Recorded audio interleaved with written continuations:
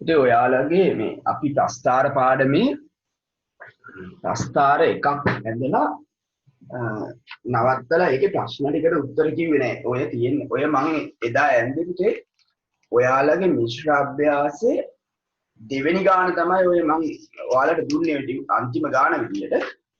ඕකේ ප්‍රශ්න ටිකට උත්තර ලියලා අපි ප්‍රස්ථාර කොටස අවසන් කරමු. ඊට පස්සේ ඒ අවසන් කරන අතරේ තව පොඩි දෙයක් ඔයාලට කියන්න තියෙනවා. ඒක අමතර දැනුම සඳහා ඊට පස්සේ සමකෝණී ත්‍රිකෝණ පටන් ගන්න තමයි මම හිතාගෙන ඉන්නේ. ඊළඟට ඔයාලා යෝජනාවක් ගෙනාවුතේ අර කොටස් වෙළඳ පොළ කියන පාඩම නැවත වතාවක් කරමු කියලා. ඒක මම ඔන්ලයින් ක්ලාස් එකක නම් කරේ නෑ. ඒක පුතේ අපි මෙහෙම කරමු. දැන් අපි පන්ති පටන් ගන්නවානේ. පන්ති පටන් ගත්තට මම මේ ඔන්ලයින් ක්ලාස් එක කරනවා. හරිද? ඊළඟට මුලින්ම කියනවා ඔයාලට හෙට රිවිෂන් එක දහම්මාවත පන්තියේ පැබ්බිල්ලින් නෙවෙයි දහම්මාවත පන්තියේ උදේ 7 සිට 10 දක්වා කරනවා. ඊළඟ රවිශංකර සර්ගේ රිවිෂන් එක 10 මාර හරි 10 කාල හරි මම මතක නැහැ පුතේ. එතන ඉඳලා 12 මාර වෙනකම් කරනවා කියලා තමයි කිව්වේ සර්. එතකොට මගේ නම් අපේ ටියුට් එකේ තව ටිකක් ඉතුරුයි. අලුත් ටියුට් එක ඔයාලට එදාට ගන්න පුළුවන්. අපි වැඩ ඉවර කරලා ඉමු. ඊළඟට මේ පන්තියේ විතරක් කෙනා ඉන්නනේ. ඔන්ලයින් විතරක් කෙනා. එයාලට රිවිෂන් එක පුතේ අපි හිතාගෙන ඉන්නවා බදාදා හෝ අඟහරුවාද දවසක රැයට කරන්න. මොකද අපේ බදාදා රැය කට්ටියක් ඉන්නවා මේ කීප දෙනෙක්. අපි යාලත් එක්ක කතා කරගෙන ඔන්ලයින් විදිහට ඒක කරන්න තමයි හිතුවේ. එතකොට ඒකට එක්ක වෙන්න පුළුවන් අනිත් අය. නැත්තම් පුතේ මේ මහරය ගෙවල් වල යන්න ගියාමත් එපා වෙනවනේ. එතකොට මම හිතන්නේ ප්‍රශ්නයක් නැති වෙන්නේ. සතිය දවසකට දාගන්න බලමු. මොකද අද ඉදිරියට ප්‍රාන්ති කියන කට්ටියක් ගැන කතා කළා. ඒ විදිහට පොඩ්ඩක් බලලා මම පස්සේ කියන්නම්. කොහොම හරි හෙට උදේ රිවිෂන් එක අපි ධම්මාවත පන්තියේ පටන් ගන්නවා පුතේ. ඒකට කැමති අයට එන්න පුළුවන්. එන්න බැරි අයට අපේ සාමාන්‍ය විදිහට ඔන්ලයින් රිවිෂන් එක කරනවා පුතේ. ඒකට එන්නත් පුළුවන්. පොඩක් රැය තමයි කරන්න වෙන්නේ. දැන් අනිත් පන්ති පටන් අරන් හින්දා. කොහොම නම් මේ අවුරුද්ද අවසාන වෙනකන් මේ වැඩ ටික මම ටිකට කරලා යනවා. ඉතින් ඔයාලට ගැටලුවක් නැහැ. තියරි ක්ලාස් එක මම බදාදා ඉරිදා උදේ කරන්න තමයි හිතාගෙන ඉන්නේ. දවස් කීපයක් තියෙනවා අපි ඔන්ලයින් තියරි පන්තියේ විතරක් එන අයට දාලා බලමු මේ. මෙසේජ් එක මම පස්සේ දාන්නම් පුතේ. එතකොට ඔයාලට වඩා පහසු වෙලාව කියන්නේ අපි මේ වෙලාවට ස්ථිර වෙලාව දාමු. ඊවාර දවසක් කෙනෙකුට නම් ගැටලුවක් නැහැ. මොකද ලබන සතියේ සිට ඔයාලට ඉස්කෝලේ පටන් ගන්නවත් එක්ක අනිත් පන්ති පටන් ගත්තා එක එක වෙලාවට දැම්මොත් වැඩේ පොඩ්ඩක් අවුල් වෙයි. ඒකයි. හරි. එහෙනම් අපි වැඩ පටන් ගමු පුතේ. අපි මේ ප්‍රස්ථාරේ ප්‍රශ්න ටිකට උත්තර ලියලා ඉමු. මට ආයි බෝඩ් එකේ අඳින්න ගියොත් මේ වෙලාව යන නිසා මම මේකේ අඳින්නම් පුතේ මේ software එකේ අඳින්න ඉක්මනට. එතකොට පුතේ අපිට තියෙන්නේ අපි කතා කළේ y සමානයි x ධන 2 ඊළඟට 3 ඍණ x 3 ඍණ x හරි. ඔන්න පුතේ ප්‍රස්ථාරය. එතකොට මේක ඇඳහම මම ඔයාලට පෙන්නන්න.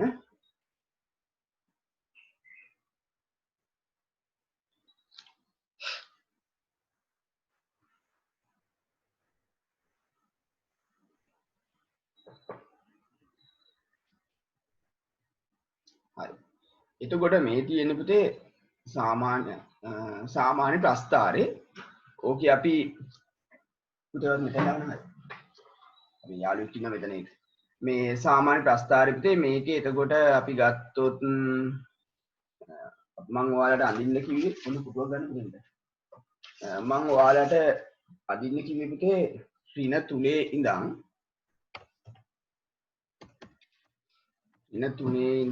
ධන 4 දක්වා.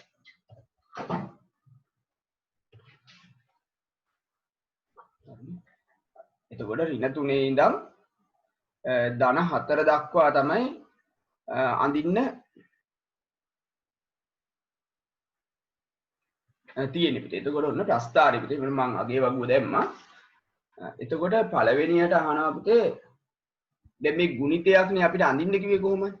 මේ ගුණිතයේ උපරිම අගය කීයද අහනවා පුතේ. ඔයාලට මම කිව්වා මතක ඇති මේ ප්‍රස්ථාරය අඳිනකොට පුතේ මේ හරියට මෙතන 6ට අගයන් දෙකක් එනවා. ඊට පස්සේ මෙහෙම කොටුවක් හරි දෙකක් හරි උඩට දාලා අඳිමු කියලානේ කිව්වේ. එතකොට ඔයාලට ඇවිල්ලා තියෙන්න ඕනේ පුතේ මේක දැන් මේක නම් පේනවා ටිකක් අවදි 6.2 කියලා තමයි මම හිතන්නේ අපි දැම්මේ ඒක තමයි වෙන්නේ මේ මේකේ තරම් නිවැරදිව ගන්න බෑ පුතේ දැන් මේක අපි බැලුවොත් ඔයාලට පේන්න ඕනේ මේක එනවා මෙතින් මේ මෙන්න මේ මැදට එන්නේ පුතේ අපි තව ලොකු කළොත් මෙතින් 6.25 කියලා එනවා පුතේ ඔන්න ඕවා ගන්න බෑ පුතේ අපේ ප්‍රස්ථාර කොලේ මේ මේක 6.2 කියලා ඔයාලා ලිව්වනම් හොඳටම ප්‍රමාණවත් හරිද 6.2 දාලා අපි තියමු ඊට පස්සේ ගුණිතය උපරිම වන ගුණිතයේ උපරිමාගේ නෙමෙයි තියෙන්නේ ගුණිතයේ උපරිමාගේ ඔයාලා ලියන්න පුතේ 6.2 කියලා ඊළඟට ගුණිතයේ උපරිම වෙන x වලාගේ කියලා කියන්නේ පුතේ මේ මෙතන අපිට පුළුවන් සමමිතික අක්ෂය අඳින්න සමමිතික අක්ෂය ඇඳහම ඒ සමමිතික අක්ෂය x කියන එක කැපිලා යන්නේ කොතනද කියලා තමයි බලන්න ඕනේ දැන් මෙතන ඉඳලානේ පුතේ සමමිතික අක්ෂය තියෙන්නේ ඒතර මේකේ අපි මෙහෙම ඇඳොත් පල්ලෙහාට පඩ ඉරක් අඳින්න බලන්න මෙහෙම ඇඳොත් ඔයාලට පේනවනේ මේ මෙතන මේ 0.5 දී කැපෙනවා පුතේ එතකොට සමමිතික අක්ෂයට අදාළ අගය තමයි ගුණිතය උපරිම වෙන x වලාගේ වෙන්නේ දැන් මේ ගුණිතයේ උපරිම අගය උපරිම වෙන x වලාගේ වෙන්නේ එතකොට 0.5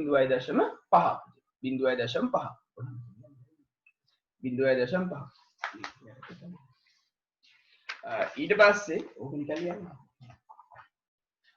ඊළඟට අපිට කියනවා පුතේ මේ කතාවෙම පුතේ මම මේක පොඩ්ඩක් උදා කරනවා මේ අපිට ඕන දත්ත ගන්න ලේසි එතකොට අපි සාමාන්‍ය ප්‍රස්ථාරේ සයිස් එක ඕකනේ ඊට පස්සේ මම පුතේ මේ ඔයාලට අගේ වගු ඕනේ නැහැ නේ මම මේකේ අගේ වගු අයින් කරන තත්පරයක් ඉන්නේ නැත්තම් ප්‍රස්ථාරේ ලොකු වෙන්නේ නැති වුණාම ඔයාලට කරදරයි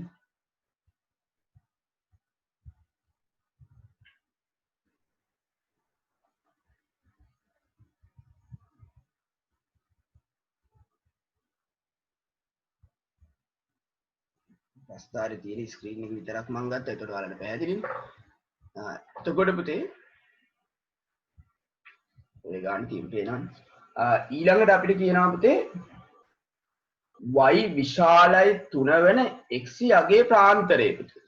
එතකොට y විශාලයි 3 වෙන. දැන් අපි හොයාගන්න ඕනේ පුතේ මේකේ ඉස්සෙල්ලාම y සමානයි 3 කියන රේඛාව. අපි මේකේ y සමානයි 3 කියන රේඛාව අඳින්න ඕනේ. හැබැයි කඩිරි පුතේ. හරිද? y සමානයි 3 හැබැයි කඩිරි වෙන්න ඕනේ. ඊළඟට y වලාගේ අපිට කියනවා විශාලයි 3 y පැත්ත විශාලයි පුතේ දැන් විශාලයි කියලා කියන්නේ මේ උඩ තියෙන ටික විශාලයි කියන්නේ උඩ තියෙන ටිකනේ එහෙනම් ඒකට අදාළ x වල අගය කියලා කිව්වහම ඔයාලා කරන්න ඕනේ පුතේ මේකේ මේ කැපෙන තැන ඉඳන් මේ හරියට මේ කැපෙන තැන ඉඳන් x අක්ෂයට පහළට ඉරි දෙකක් ගහන්න පුතේ අපි බලමු පොඩ්ඩක් මේක ලොකු කරලා ගහලා ඕනාට වඩා ලොකු වුණාම පුතේ ඔයාලට කරදරයි. ඒකයි මම මේක සාමාන්‍ය ගානට ගන්න හැදුවේ. ඒ ගාන. එතකොට මම මේ රේඛාව අඳින්නම් පුතේ බලන්න ඔයාලා ඇඳලා y විශාලයි 3නේ. එතකොට මෙතන y සමානයි 3 කියන රේඛාව අපි අඳිමු. ඊළඟට අපිට පුළුවන් මේ කැපෙන තැන ඉඳන් පුතේ පල්ලෙහාට මෙන්න මෙහෙම අඳින්න. කඩ ඉරක් හරියට අඳින්න.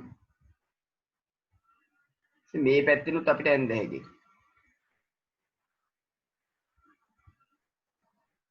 දැන් මේ සීමාවේ තමයි තියෙන්න ඕනි පුතේ. එතකොට මෙතන මට පේන විදිහට නම් මෙතන තියෙන කොටු 1 2 3ක් විතර තමයි මේ උඩින් බැලුවන ලේසිනේ. 1 2 3ක් විතර තමයි තියෙන්නේ පුතේ. හරිද?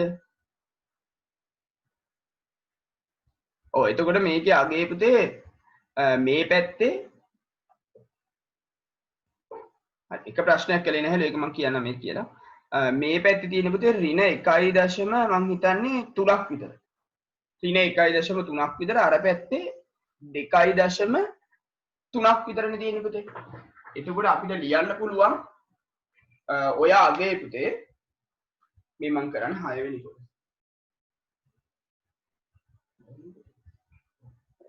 පස්සේ ඒක මම කියන්න යන මේකේ වචනෙන් ලියනවා නම් පුතේ අපිට ලිව්ව හැකි ඍණ 1.3ත් ධන 2.3 ධන 2.3ත් අතර.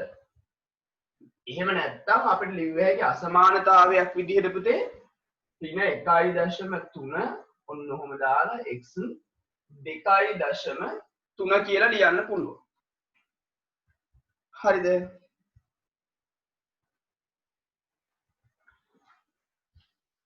ඔයාලට මට ඒක පෙන්වුවේ හැකි ලියපු විදිය. ඉතින් මේ විදියට ලියා ගන්න පුළුවන් පුතේ. ඊට පස්සේ අපි මේ පස්වෙනි කොටස කරේ නැහැ කියලා කියනවා. අපි ඒක කරලා ඉන්න පුතේ. පස්වෙනි කොටස කියනවා පුතේ ගුණිතේ ශූන්‍ය වෙන x අගයයි. ගුණිතේ ශූන්‍ය වෙනවා කියලා කියන්නේ පුතේ මේ ශිතේ අගය ශූන්‍ය වෙනවා. ගුණිතේ කියලා කියන්නේ අපි ඔය ඇඳලා තියෙන එකනේ. එහෙනම් ශිතේ අගය ශූන්‍ය වෙන x අගයන් තමයි අහන්නේ පුතේ. එහෙනම් ඔයාලා කරන්න ඕනේ ප්‍රස්ථාරය x අක්ෂයේ කැපෙන තැන් දෙකේ අගයන් දෙක ලියන එක පුතේ. x අක්ෂයේ කැපෙන තැන් දෙකේ අගයන් ලියන්න. එතකොට හරි. බලමු x අක්ෂයේ කැපෙන තැන් දෙකේ අගයන් මේකේ හරියටම තියෙනවා පුතේ. ඍණ 2යි ධන 3යි පුතේ තියෙන්නේ. එහෙනම් ඍණ 2යි ධන 3යි තමයි තියෙන්න ඕනේ. එහෙනම් අපි ලියනවා ඔන්න x සමානයි කියලාම ලියුවේ. x සමානයි ඍණ 2 හෝ x සමානයි ධන 3. හරි නේද?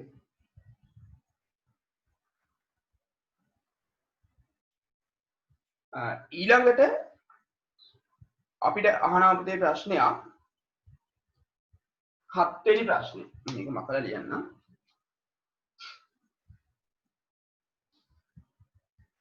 7 වෙනි එකේ කියනවා පුතේ x අගය කුමන අගය ප්‍රාන්තරය තුල විචලනය වෙන විට ගුණිතය ක්‍රමයෙන් වැඩි වේද? ගුණිතය ක්‍රමයෙන් වැඩි වේද?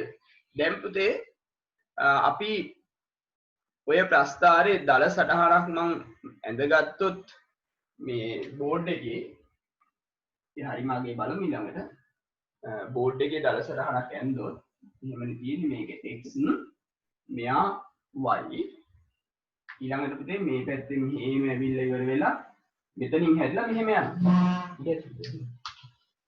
ඊට පස්සේ මෙතන සමමිතික අක්ෂය තියෙනවා. මම දල සටහනක් අඳින්නේ මේ සමමිතික අක්ෂය 0.5. ඒක දාමු මෙතන 0.5 කියන්නේ. ඊළඟට මෙතන මේ කැපෙන තැන පුතේ ඍණ 2. ඊළඟට මෙතන ධන 3. හරිද? එතකොට පුතේ මේ ප්‍රස්ථාරය අපිට පුළුවන් කොටස් වලට වෙන් කරන්න. අපි කලින් වෙන් කරපු විදිහට x අක්ෂයයි සමමිතික අක්ෂයයි පාවිච්චි කරගෙන පුතේ මේකේ වෙන් කරන්න පුළුවන්. එතකොට මෙහි ඉඳලා මෙහෙම යනකොට මේ තියෙන වැඩි වෙන කොටස මේ තියෙන පුතේ වැඩි වෙන පැත්ත. මේ තියෙන්නේ අඩු වෙන පැත්ත. ඊළඟට මේක ධන ඍණ කියලා වෙන් කරනවා අපි x අක්ෂයෙන් උඩ නම් ඒ කොටස් දෙක ධන. x අක්ෂයෙන් උඩ නම් ධන, පහළ නම් ඍණ. පහළ නම් ඍණ. දැන් එතකොට අපේ ප්‍රශ්නේ පුතේ අපිට කියනවා මෙහෙම එකක්. x කුමන අගය ප්‍රාන්තරය තුල විචලනය වන විට ගුණිතය ක්‍රමයෙන් වැඩි වේද? ක්‍රමයෙන් වැඩි වේද? වැඩි වෙන පැත්ත අහන්නේ පුතේ. ධනද ඍණද ප්‍රශ්නයක් නැහැ. ක්‍රමයෙන් වැඩි වේද? වැඩි වෙනවා කියලා කියන්නේ පුතේ මේක මේ පැත්ත. මේ පැත්ත තමයි වැඩි. එතකොට ඔන්න ඔය ටික තමයි හරියන්නේ. එතකොට මේ 0.5ට වඩා අඩු අගයන් ටික තියෙන්න ඕනේ පුතේ. 0.5ට වඩා අඩු අගයන් තියෙනවා නම් හරි. මේ පැත්තේ සීමාවක් නැහැ පුතේ. මෙතන ඍණ 3 ඍණ 4 ඍණ 5 කොච්චර ඇන්දත් මේ ප්‍රස්ථාරේ පහළට යනවා. ඉතින් මේ පැත්තෙන් ඇත්තටම කියන්නේ අනන්තය. අපිට එහෙම ඒවා කියලා පරාස ලියලා නැහැ නේ. ඉතින් අපි ලියනවා මෙහෙම. 0.5ට වඩා අඩු අගය. ඉතින් අපි ලියන්න පුළුවන් වචනෙන් ලියනවා නම් 0.5ට අඩු අගය. අපි මේක අසමානතාවයක් විදිහට ලියනවා නම් පුතේ ලිව්ව හැකි 0.5 මේ පැත්තෙන් ලියලා x මෙහෙන් වාලා ලියාගත්තොත් 0.5ට වඩා අඩු වෙන්නනේ ඕනේ පුතේ. අඩු වෙන්න ඕන නම් x පැත්තට කට වැහෙන්න ඕන. දැන් ඔයාලා කවුරු හරි කෙනෙක් x මුලට ලියලා 0.5 මෙතනට ලිව්වා නම් x නේ අඩු වෙන්න ඕනේ පුතේ. එහෙනම් x පැත්තට අඩු ලකුණ වැටෙන්න ඕනේ. කට වැහිලා වැටෙන්න ඕනේ x ට. මේ පැත්තෙන් සීමාව කියන්න බෑ පුතේ. ඕක අපි A level පන්ති නම් ලියනවා මෙහෙම. 0.5යි ඔන්න ඔහොම ලියනවා. අනන්තය. අනන්තය දක්වා අගයන් තියෙනවා. ඉතින් දැන් අපිට අනන්තයක් ගැන කතා කරන්නේ නැහැ නේ. ඒ නිසා ඔන්න ඔක තියලා තියෙනවා. හරි. හරි.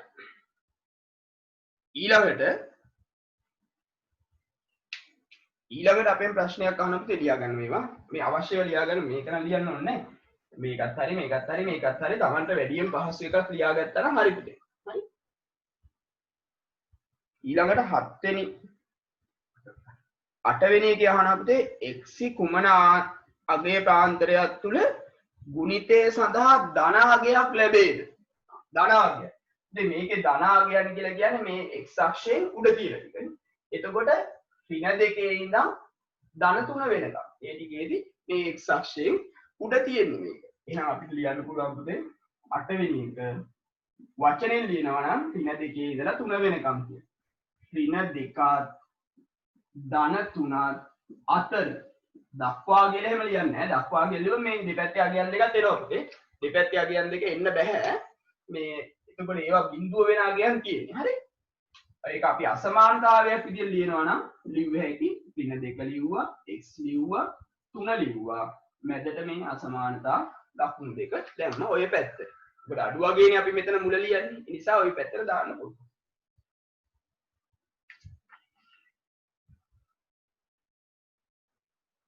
හරි. ඊට පස්සේ අපෙන් ප්‍රශ්නයක් අහනවා පුතේ. ඒ ටික මකනවා. අපෙන් ප්‍රශ්නයක් අහනවා පුතේ. මෙන්න මෙහෙම පරාසයක් දෙනවා. අපිට දෙනවා 5යි x 8යි. මේ පරාසය තුල ගුණිතයේ උපරිම හා අවම අගය කීයද අහනවා. මේ පරාසය තුල. මේ 5යි 8යි අතරනේ පුතේ x වල අගය. එතකොට x වල අගය විචලනය වෙන්න ඕනේ 5යි 8යි අතර. දැන් ඔයාලා ඇඳ. සෝරි. තව එකක් තියෙනවා පුතේ. 9 වෙනි පුතේ. මේක කියනවා ඍණ 1යි 3යි නේ. ඍණ 1යි x 3යි. කොහොමද? 3 පරාසය තුල ගුණිතයේ උපරිම හා අවම අගය ලියන්න. ඒක ලියන්න. එතකොට පුතේ ඍණ 1යි 3යි අතරනේ. එහෙනම් අපි බලන්න ඕනේ පුතේ x වල අගය ඍණ 1 හොයා ගන්න ඕනේ ඉස්සර. මෙතන x වල අගය ඍණ 1 තියෙනවා මේ හරියනේ පුතේ. මෙන්න ඍණ 1. ඊළඟට x වල අගය 3නේ පුතේ. එතකොට x වල අගය 3 මෙතන. එතකොට ඔය සීමාව ඇතුළත පුතේ ප්‍රස්ථාරය යන්නේ මෙන්න මෙහි. හරිද? එතකොට මේ සීමාව ඇතුළේ යන ප්‍රස්ථාර කොටස මේක. දැන් මේ කියන ඒගොල්ලන්ගේ මේ පරාසය තුල මේ කෙලින් ඉලක් යන්නේ මේක යටින් ඉරි ගහලා තියෙනවා. එතන මේ සීමාව ඇතුළේ ප්‍රස්ථාර කොටස ගැන තමයි මේ කතා කරන්නේ. ඔන්න ඔය සීමාව. එතකොට මේ සීමාව ඇතුලේ තියෙන අපිට කියනවා ගුණිතයේ උපරිම හා අවම අගය ලියන්න පුතේ. එතකොට මම මේකේ මේ ටික මැකුවොත් පුතේ. එතකොට ඔය ප්‍රස්ථාර කොටස ගැන විතරයි මේගොල්ලෝ මේ කතා කරන්නේ. එතකොට මේ කොටස ඇතුලේ තියෙන උපරිම අගය කියලා කියන්නේ පුතේ මෙතනනේ. ඊට වඩා උඩට යන්නේ නැහැ නේ ප්‍රස්ථාරේ. මෙන්න මේ අගය. උපරිම අගය. හරිද? එතකොට උපරිම අගය කියන්නේ මේ අගය පුතේ. එතකොට මම හිතන්නේ අපි ඕක ලිව්වේ මුලම ලිව්වාගේ ඔයාලා ලිව්වාගේ ලියා ගන්න 6.2ද 6.3ද කියන මම දන්නේ උපරිම. උපරිම අගය පුතේ Taman ලිව්වාගේ ලියන්න 6.2 ලිව්වා නම් 6.2. 6.3 ලිව්වා නම් 6.3. ඊළඟට කියනවා පුතේ අවම අගය. අවම අගය කියන්නේ මෙතන අගය. දැන් මේ සීමාව ඇතුළේ තියෙන අවම අගය කියන්නේ මෙතනනේ. එතකොට මෙතනට අදාළව x වල අගය වෙන්නේ පුතේ බිඳුව. එතකොට අවම අගය වෙන්නේ පුතේ බිඳුව. අවමගේ බිඳුව. හරිද? ඊළඟට ඊළඟ එකේ උඹේ ඔයාලගේ ප්‍රස්ථාරේ සීමාව තියනවද දන්නේ නැහැ මෙච්චර දුර 5යි x 8යි මේ දෙන්න අතර පරාසය තුල ගුණිතයේ උපරිම හා අවමාගය ලියන්න. අපි මේ අඳපෙකින් බලමු. උපරිමාගයයි අවමාගයයි බලමු. 5යි 8යි අතරනේ පුතේ. එතකොට x වල අගය පුතේ 5යි 8යි අතර. එතන මම ඔයාලට මම ඇඳපු ප්‍රස්ථාරේ පෙන්නන්නම් පුතේ.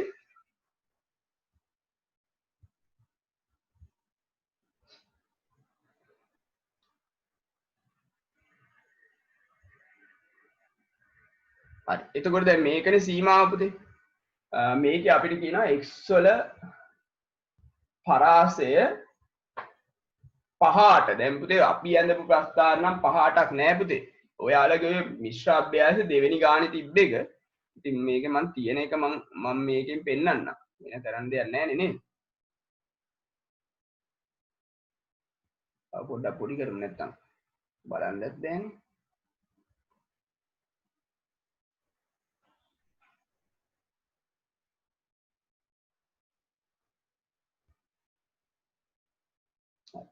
එතකොට පුතේ 5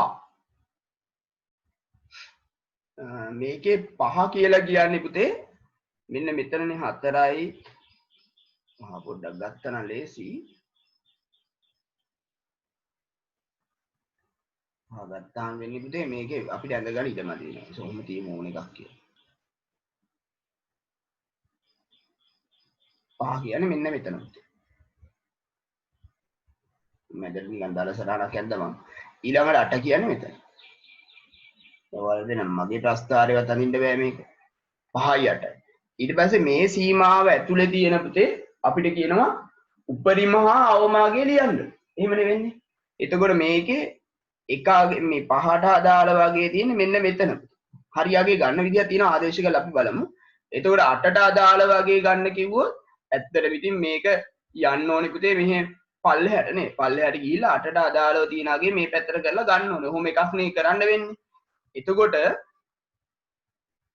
අපි දැන් ඕක ඔයාලට පේනවා දැන් ඔයාලගේ ප්‍රස්ථාරේ ගන්න බෑ මම මේක මෙහෙම පෙන්නුවට ඔයාලගේ එකේ ගන්න බෑනේ. එතකොට මේ වගේ වෙලාවක ගන්න හොඳම විදිය පුතේ සමීකරණයට ආදේශ කරන එක. වෙන කරන්න විදියක් නෑ පුතේ මේ. මේ මගේ එකේ ඕන තරම් දිගට ගන්න පුළුවන්. ඔයාලගේ එකේ එහෙම ගන්න බැරි හින්දා අපි මේක සමීකරණයට ආදේශ කරමු. යන්න සමීකරණ කියනවනේ පුතේ. වෙරේදී කරන්න විකල්පයක් නෑ මේක. හරිද? එතකොට 5යි 8යි අතරනේ y සමානයි 2 ධන x ධන 2 අපිට කියනවා 3 ඍණ x. පහට අදාළගේ හොයන්න යන්නේ මම. හොඳේ. එහෙනම් මම කරන්නේ මේකේ x සමානයි 5 ආදේශ කරනවා. ප්‍රස්ථාරයෙන් ගන්න විදියක් නැහැ පුතේ. ගන්න කොහොම ගන්නද ඉතින්නේ? එතකොට 5 ආදේශ කළාම 5 ධන 2 3 ඍණ 5. 5යි 2යි 7යි 5න් 3ක් ගියාම 2යි ඍණ 4ක් 2 14යි. ඔයාලට පේන්නේ නැති මං ඇඳ ප්‍රස්ථාරේ 14 ආවා. එතන y වලට 14ක් එනවා. ඊළඟට මේ 8ට අදාළගියත් බලන්න බෑ. ආදේශ කළා හිතුවේ යටින් ඉරි කැරි ගහලා තියෙන. ඒ කියන්නේ 8 IT කියන්නේ මේ තියෙන්නේ. ඊට පස්සේ x සමානයි 8ක් නම් ආදේශ කරලා බලමු. y සමානයි මෙතන 8 දාන්න. 8 ධන 2 3 ඍණ 8. 8යි 2යි 10යි 8න් 3ක් ගියාම 5යි ඍණ. 10 වරක් 5 50. එතකොට පුතේ ඍණ සංඛ්‍යා රේඛාව ගැන හිතුවොත් ඍණ 14 මේ හරිය තියෙන්න ඕනේ. ඍණ 50 මේ හරිය තියෙන්නනේ ඕන වෙන්නේ පුතේ. එතකොට මේකෙන් වැඩි අගය වෙන්නේ මේ අගය. වැඩි අගය කියන්නේ බිඳුවට ආසන්න අගයනේ. එහෙනම් උපරිම අගය වෙන්නේ පුතේ ඍණ 14යි. අවම අගය වෙන්නේ ඍණ 50. කොහොම තමයි මේක අපිට ගන්න වෙන්නේ පුතේ. වෙන ඉතින් විකල්පයක් නැහැ. මේ ඔයාලගේ මිශ්‍ර අභ්‍යාසයේ තියෙන ගාන තමයි මම මේ ලිව්වේ පුතේ. 5යි 8යි පරාසය කිව්වහම පුතේ ඉතින් කොහෙන්ද හොයන්නේ කියන්නකෝ.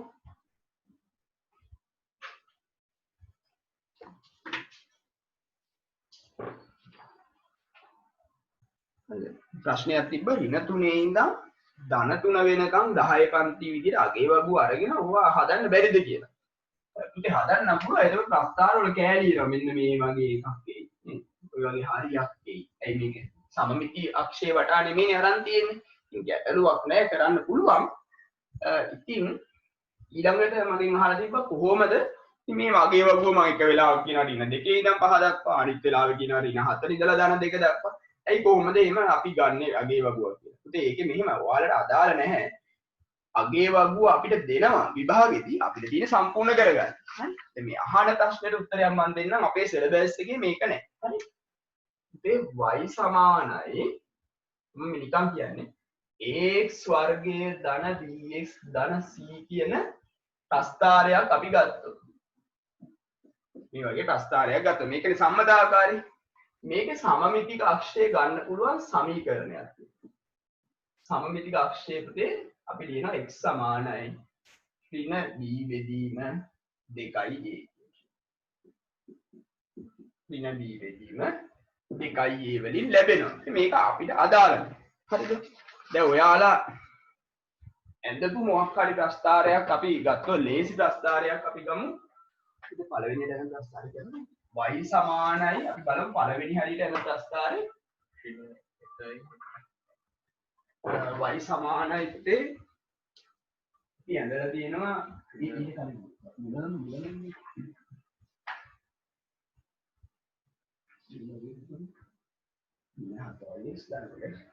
හරි ප්‍රස්ථාරයක් ඇඳලා තියෙන අපිට y සමානයි x වර්ගයේ ඍණ 4x ධන 2 හරිද? එතකොට මේකේ a කියන්නේ පුතේ x වර්ගයේ ඉස්සරහා ඉලක්ක. b කියන්නේ x ඉස්සරහා තියෙන ඉලක්ක. c ඕනේ නැහැ. c කියන්නේ දෙකනේ. එතකොට සමමිතික අක්ෂය වෙන්නේ අපි දැන් මම කිව්ව විදිහට x සමානයි ඍණ කියන්නේ මේකේ තියෙන එක b කියලා කියන්නේ පුතේ ඍණ 4 බෙදීම 2 වැඩි කිරීම a කියන්නේ 1. මේක සුළු කරගත්තොත් පුතේ ඍණයි ඍණයි වැඩි කළාම ධන 4 2 x සමානයි 2. පුතේ ඔන්න ඔය සමමිතික අක්ෂය තමයි අපිට ආවේ ඔය මම හිතන්නේ ගිය සතියේ පළවෙනි යට කරපු ප්‍රශ්නේද කොහෙද ඔය තියෙන්නේ. එතකොට ඒ නිසා මම ඔයාලට පුතේ අපි සමමිතික අක්ෂය පොඩක් අතරගෙන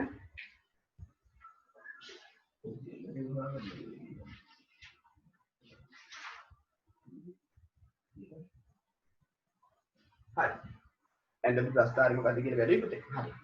පුතේ එතකොට ඒ නිසා තමයි මම අගය දුන්නේ පුතේ මෙන්න මෙහෙම.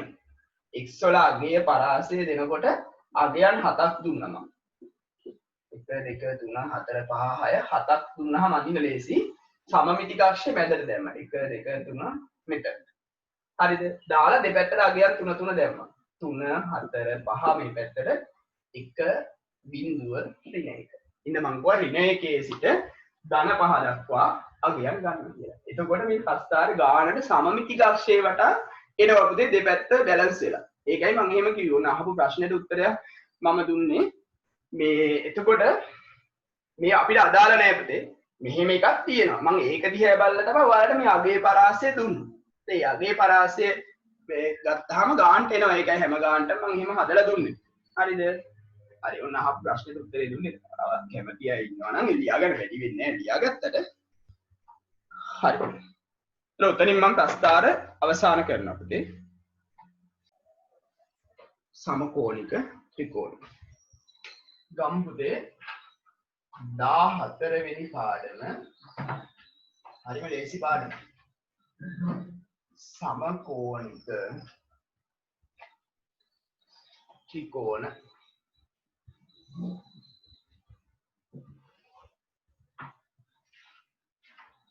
समकोणिक त्रिकोण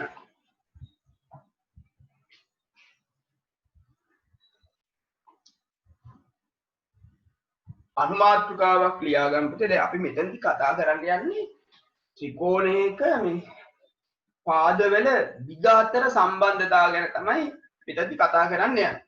එතකොට සමකෝණික ත්‍රිකෝණයක් කියන්නේ මොකක්ද කියලා කියන්න කලින් පුතේ අපිට තියෙනවා පොඩි දෙයක් කතා කරන්න.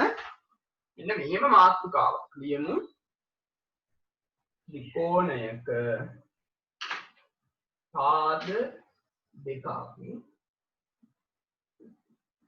ඉතිරි පාදයට සමාන්තරව ඇඳී රේඛාවකින් බෙදීම.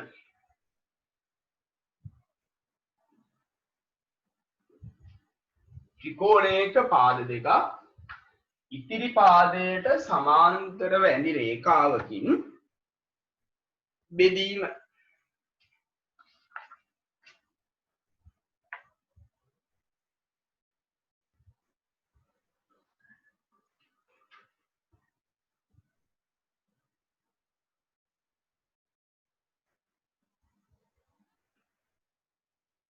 එතකොට මෙන්න මෙහෙම දෙයක් අපි කරන්න යන්නේ පුතේ. ඔයාලට දැනට උනත් මෙතන අඩි රූලක් අතේ තියෙනවා නම් මැනලා බලන්න පුළුවන් වැඩක් මේක.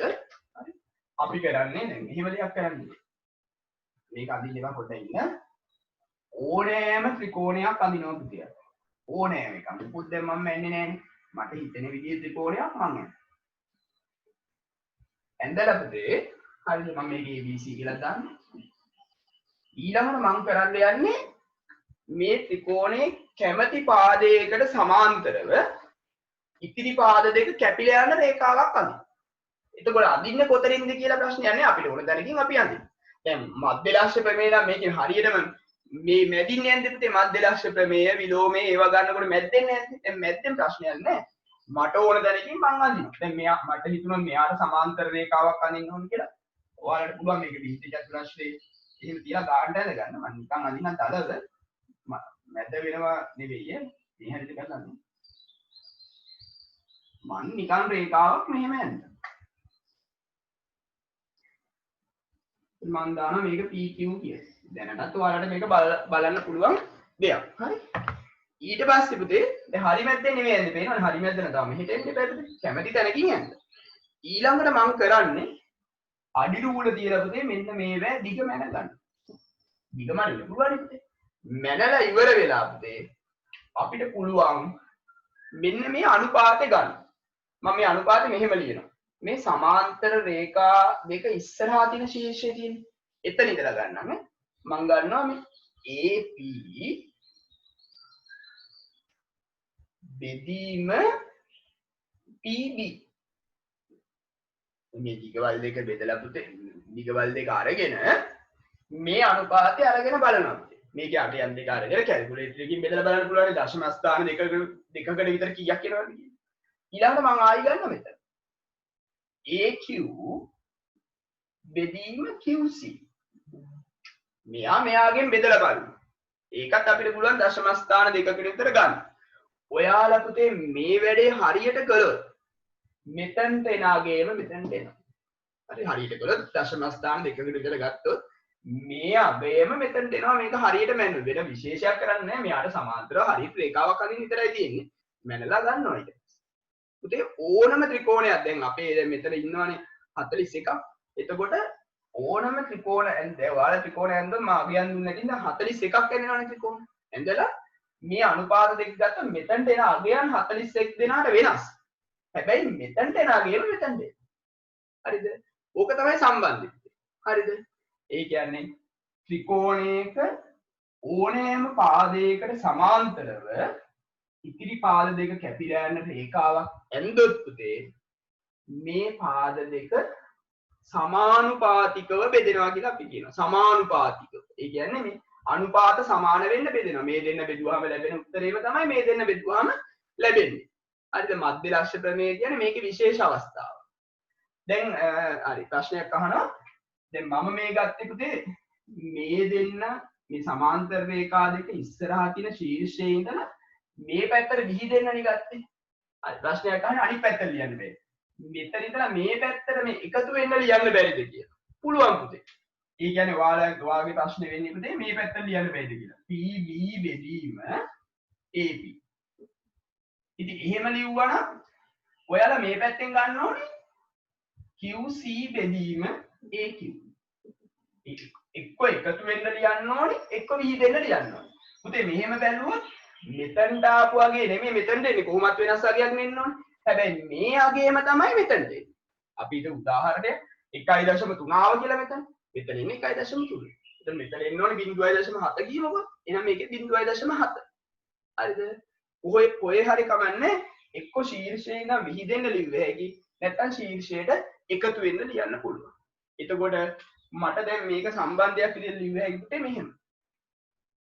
BC සමාන්තරයි PQ නිසා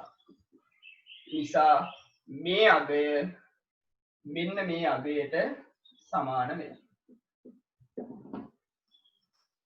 ඕකට සමාන වෙනවා. එතකොට ඕක තමයි පුතේ අපේ ක්‍රමය වෙන්නේ.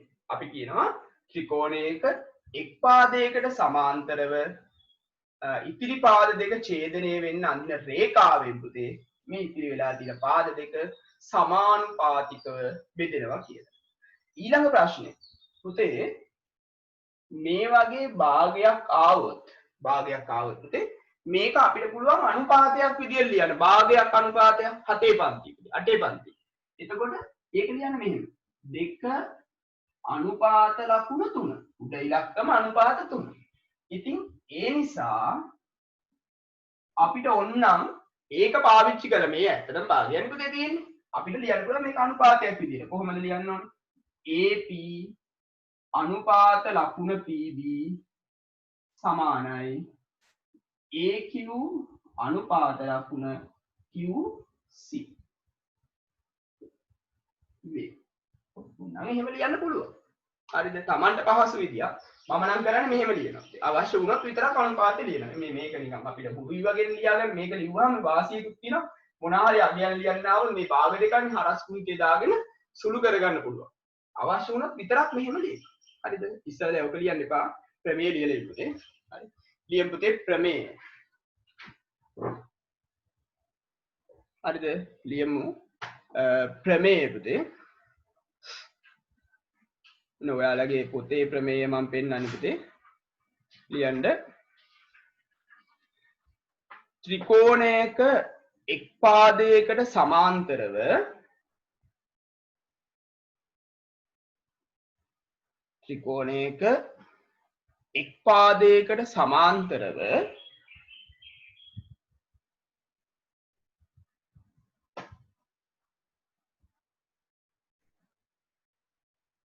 අඳින ලද සරල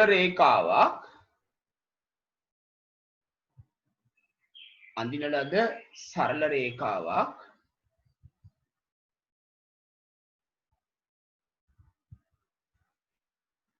එහි ඉතිරි පාද දෙක සමානුපාතිකව බෙදයි. ඉතිරි පාද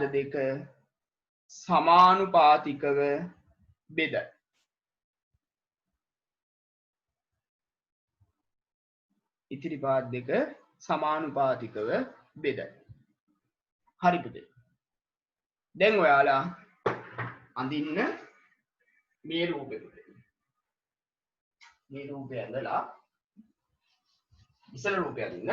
පොඩ්ඩක් මේක සමාන්තර වෙන්නවත් අඳින්න. හරි. ආසන්න වශයෙන් එන්නේ ඉතින්. ඊට පස්සේ ඒක යටින් පුතේ මේ ටික ලියාගන්න. රූපේ යටින් මේක ලියාගන්න.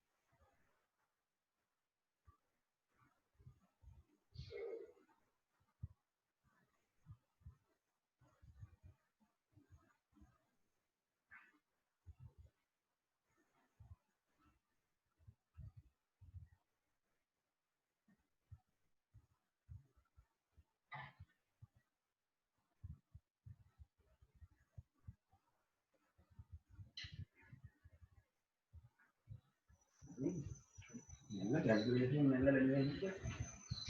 ඔයාලා ආපහු අගයන් දෙන්නේ.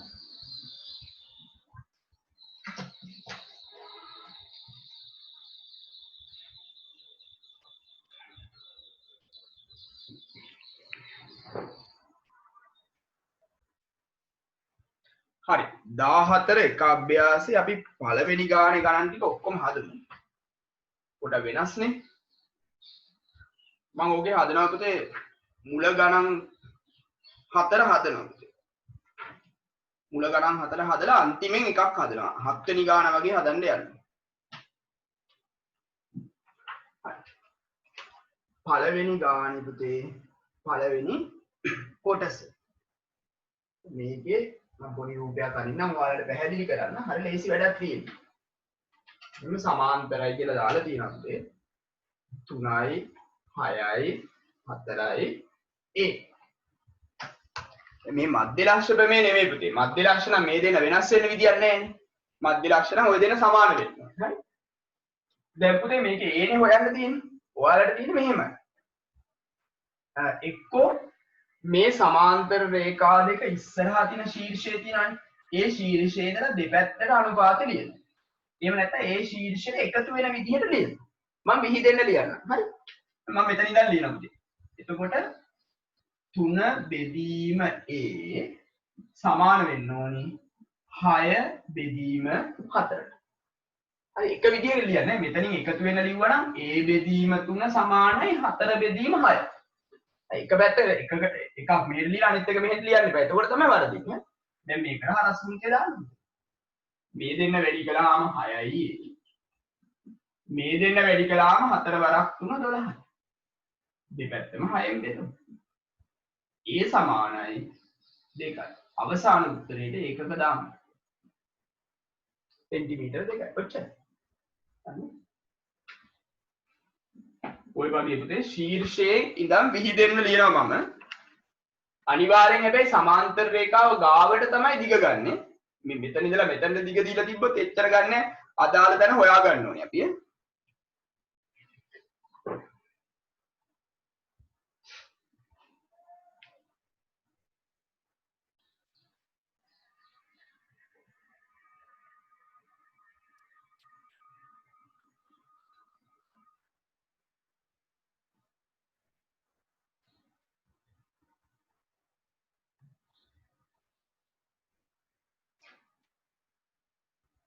හරි හදාගෙන යමුකෝ පුතේ. හරි කැමැත්ත යනවලු හරි නේද උදේම නගන්නේ. හරි. අන්තියක් නෙමෙයි.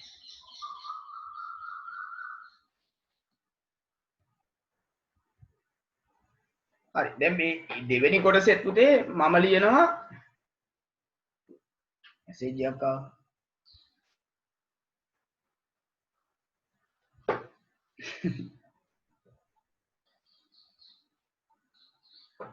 අපි පස්සේ දවසක හම්බෙමුකෝ පන්තියේදී නේ පුතේ කට්ටිය. පුතේ මේ ගානෙත් මම මේ A ශීර්ෂය ඉඳන් ලියනවා 3 බෙදීම 4 සමානයි B බෙදීම 8. 3 බෙදීම 4 සමානයි B බෙදීම 8. 3 බෙදීම 4 සමානයි B බෙදීම 8. ඔයාලා හදා යන්න ඉස්සරහට. 4 වෙනි ගානට යනකම් හද 4 වෙනි ගානේදී 4 වෙනි කොටස නෙමෙයි 4 වෙනි ගාන. හරි. දැන් හරස් ගුණිතේ 4යි b සමානයි 8 වරක් 3 24. දෙපැත්තම 4ෙන් බෙදෙනවා 6යි. සෙන්ටිමීටර් 6යි.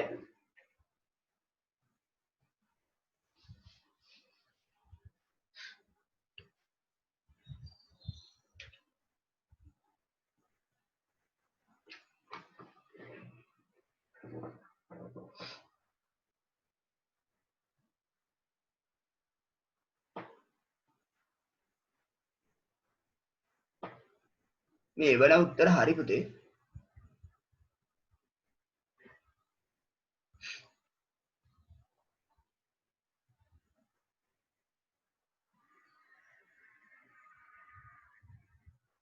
පුතේ ඊළඟ එකෙත් මම B ශීර්ෂයේ ඉඳන් ලියනවා 4 බෙදීම 2 සමානයි 8 බෙදීම x.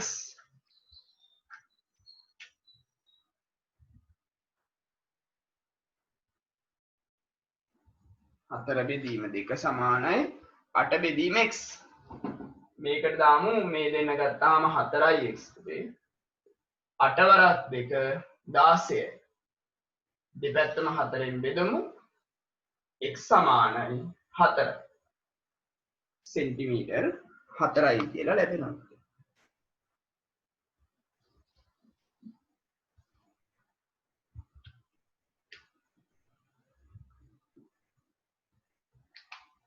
ඊළඟට පුතේ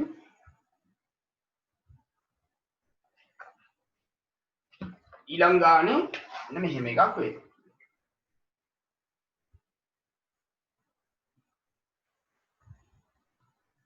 මෙතන දීලා තියෙනවා 3යි මෙතන දීලා තියෙනවා 5යි මේක d. මේ සම්පූර්ණ දිග පුතේ 12යි කියලා දීලා තියෙනවා. දැන් සම්පූර්ණ දිගට අපිට ලියන්න බෑ පුතේ. දැන් අපි ලියන්නේ මේ ශීර්ෂයේ ඉඳන් පුතේ. ශීර්ෂයේ ඉඳන් මෙතනට ලියන්න ඕනේ. 5 බෙදීම 3 සමානයි d බෙදීම මෙන්න මේ අගේනේ ලියන්න ඕනේ පුතේ. එනදී මේ අගේ අපි හොයාගමු. මේ සම්පූර්ණ දිග 12යි. මේ කෑල්ල d. එහෙනම් 12න් d අඩු කළා නම් හරි. ඒ කියන්නේ මෙතන උත්තරේ පුතේ 12 හරින d. ප්‍රකාශනයක් හින්දා වරහණක් ඇතුළේ ලියුවා. හරිනේ. දැන් අපිට පුළුවන් මේකට දාන්න අනිවාර්යෙන් සමාන්තර රේඛාව ගාවට අගේ හොයාගන්න පුතේ. නැත්තම් එහෙම මේක වරදින්න ඉඩකඩ තියෙනවා. 5 බෙදීම 3 සමානයි d බෙදීම 12 ඍණ d. මේකට දාගන්න හරස් කුණිතේ පුතේ. මේ දෙන්න වැඩි කළාම එනවා 3යි d. මේ පැත්තේ එනවා 5යි වරහන් ඇතුලේ 12 ඍණ d. මෙහා පැත්තේ වරහන් අයින් කරලා d ගන්න මේ පැත්ත අරගෙන සුළු කරමු. 3යි d සමානයි මේ දෙන්න වැඩි කළාම 12 වරක් 5 60යි ඍණ මේ දෙන්න වැඩි කළාම 5යි d. දැන් මේ ඍණ 5යි d මේ පැත්තට මාරු කරමු. ධන 5යි d සමානයි 60. මේ දෙන්න එකතු කළාම 8යි d සමානයි 60යි. දෙපැත්තම 8ෙන් බෙදමු. d සමානයි 60 8ෙන් බෙදන්න තියෙන්නේ 8 වරක් 7 56යි 4ක් ඉතුරුයි. දශම දෙක තිබ්බා 40ට 8 වරක් 5 7.5යි සෙන්ටිමීටර්. අවසාන උත්තරයට ඒකක දාමු. එතකොට පස්වෙනි එක ඒකෙත් අපි මේ සමාන්තර රේඛාව ගාවට දිග හොයා ගන්න ඕනේ. මේ කෑල්ලනේ ඕනේ මම. මෙතන ඉඳලා මෙතනට 15යි 15න් අඩු කරන්න ඕනි y. මේ දිග 15 ඍණවයි ප්‍රකාශනයක් හින්දා වරහණක් ඇතුලේ ලිව්ව පුතේ. නැත්තම් ටිකකින් වරදින්න ඉඩකඩ තියෙනවා. මේ ශීර්ෂය නම් ලියනවා. මේ අගේ බෙදීම මෙයා සමානයි මේක බෙදීම මෙයා. එතකොට මෙතන එනවා පුතේ 2 බෙදීම 3 සමානයි 15 ඍණවයි බෙදීම y. හරි. මේ දෙන්න ගුණ කරනවා. 2y සමානයි 3යි 15 ඍණ y. හරිනේ. එතකොට මේක අපි වරහණ අයින් කරමු. මම මේ වුවමනාවෙන් පුතේ ඍණ 3y කියන එක එහා පැත්තට යන්න ලිව්වා. එතකොට මෙහෙට ගත්තාම ධන වෙන හින්දා. එතකොට ඍණ ලකුණකින් බෙදන්න දෙයක් නැහැනේ. ප්‍රශ්නයක් නැහැ ඒක මාරුමයි කියලා. 3 වරක් 15 45යි ඍණ මේ දෙන්න වැඩි කළාම 3y. ඍණ 3y මෙහෙට ගමු. 2y ධන 3y සමානයි 45. 5y සමානයි 45යි. දෙපැත්තම බෙදමු 5න් y සමානයි 9 සෙන්ටිමීටර් 9. y වෙලාදී අපි හෙව්වා. හරි මේකේ උත්තරේ ආව පුතේ y සමානයි 9 එව්වා පුතේ. පස්සන්නේ වල තිබ්බා දාමී දූදී ඉල්මි. ඊට පස්සේ පුතේ මේ දිග වචනයක් A D S P එහෙම කියලා දාලා තියෙන පුතේ. හරි පුතේ මට එකපාරට හොයාගන්න බැරුවා කවුද කියලා. මුල කැලේ අපි දන්නේ මේක ඒක. හොඳයි ඈ.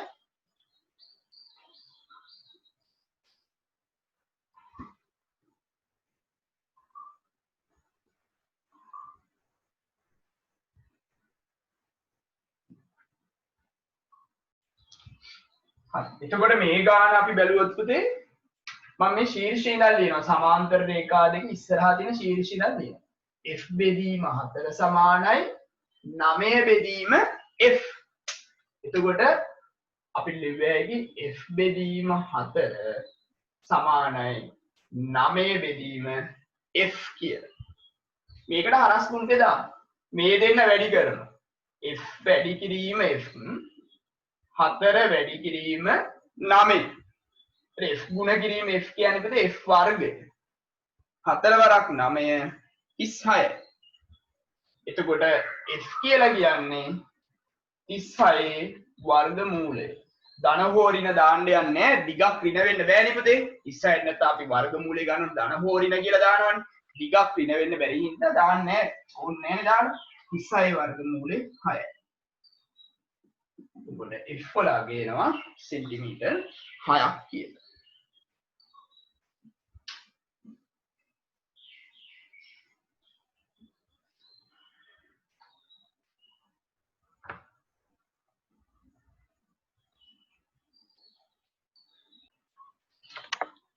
අපි බලමු පුතේ දෙවෙනි ගාන. දෙවෙනි ගානේ පුතේ මම මෙහෙම ගන්නවා. ඉස්සෙල්ලාම මේ පැත්තේ ත්‍රිකෝණය සලකනවා. මොකද මෙයා ගත්තොත් හදන්න බැරි වෙනවා BA කියලා අංගයන් දෙකක් තියෙනවානේ පුතේ. මම A හොයන්න යන්නේ මේ ත්‍රිකෝණය. එතන මේකට අදාළ සමාන්තර රේඛා දෙක ඉස්සරහා තියෙන මේ ශීර්ෂය ඉඳලා දාන්න. 8 බෙදීම 6 සමානයි A බෙදීම 3. එතකොට මට කියන්න පුළුවන් 8 බෙදීම 6 සමානයි A බෙදීම 3. හරිද? මේකට හරස් ගුණිතය දාන්න. 6යි A සමානයි 8 වරක් 3 24යි. දෙපැත්තම 6ෙන් බෙදනවා. A සමානයි 4.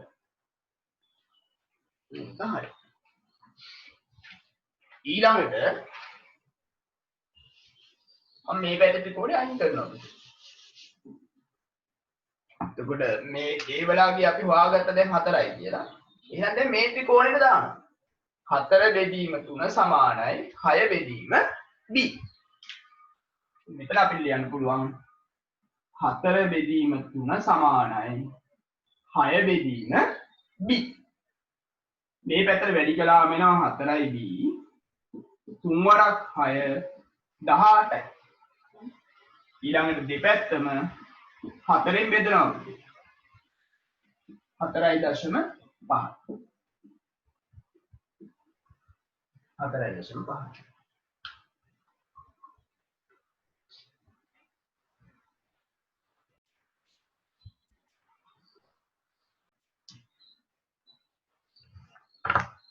ඊළඟට මෙතන අපිට කියන මේ තීරය ටික ලකුණු කරගමු.